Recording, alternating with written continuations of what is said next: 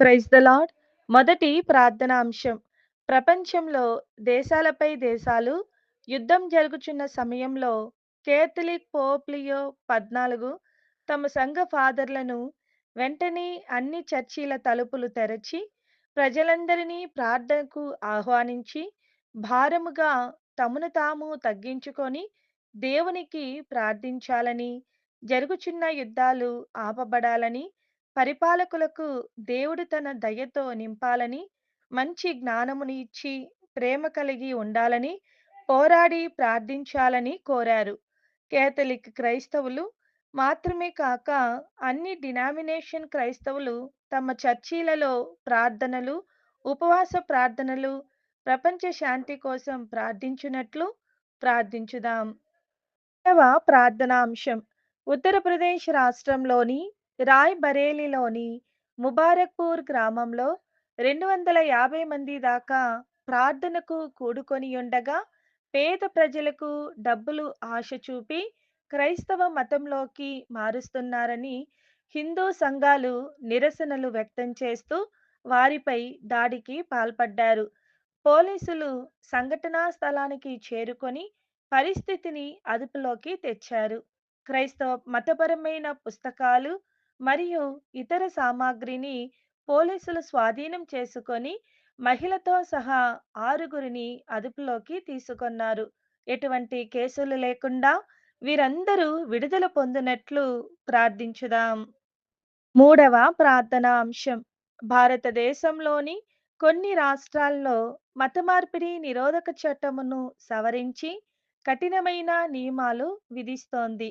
Social మీడియాలో క్రైస్తవ సంబంధించిన వాక్యాలు, వీడియోలు, ప్రసంగాలు, సోషల్ మీడియాలో ప్రార్థనా సమావేశాలపై పరిశీలిస్తున్నారు.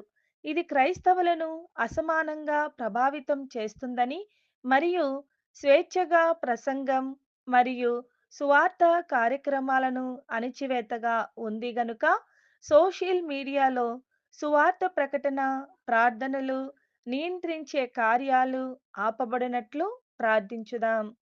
నాలుగవ ప్రార్థనా అంశం.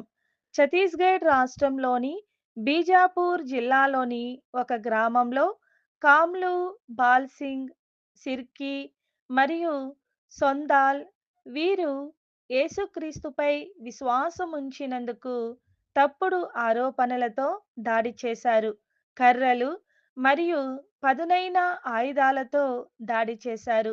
ఇందులో గాయపడిన నలుగురు హాస్పిటల్లో చికిత్స పొందుతూ ఉన్నారు. వీరి స్వస్థత, కాపుదల, భద్రత కోసం ప్రార్థించుదాం. ఐదవ ప్రార్థన అంశం. భారత్ మరియు వెస్టిండీస్ టీ20 క్రికెట్ మ్యాచ్లో క్రైస్తవ క్రికెటర్ సంజూ శాంసన్ అద్భుతంగా ఆడి వెస్టిండీస్పై విజయం సాధించారు. ఈ సందర్భంగా అతడు ఆటలో గెలవగానే గ్రౌండ్లో మోకరించి భారత్ను విజయం వైపు నడిపించినందుకు దేవునికి స్తుతులు చెల్లించారు.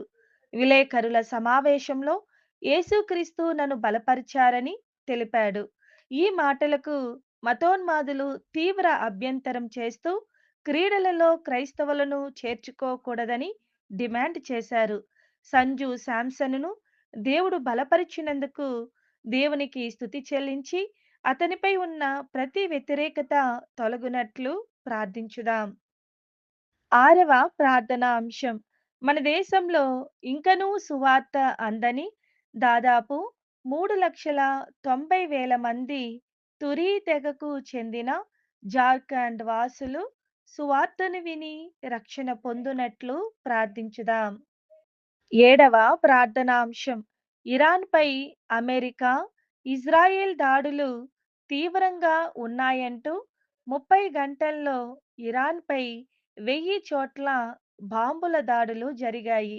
ఇరాన్ కూడా ఇజ్రాయెలులోని ప్రధానమంత్రి బెంజమిన్ నెతన్యాహు కార్యాలయంపై తమ క్షిపణులతో దాడి చేశారు.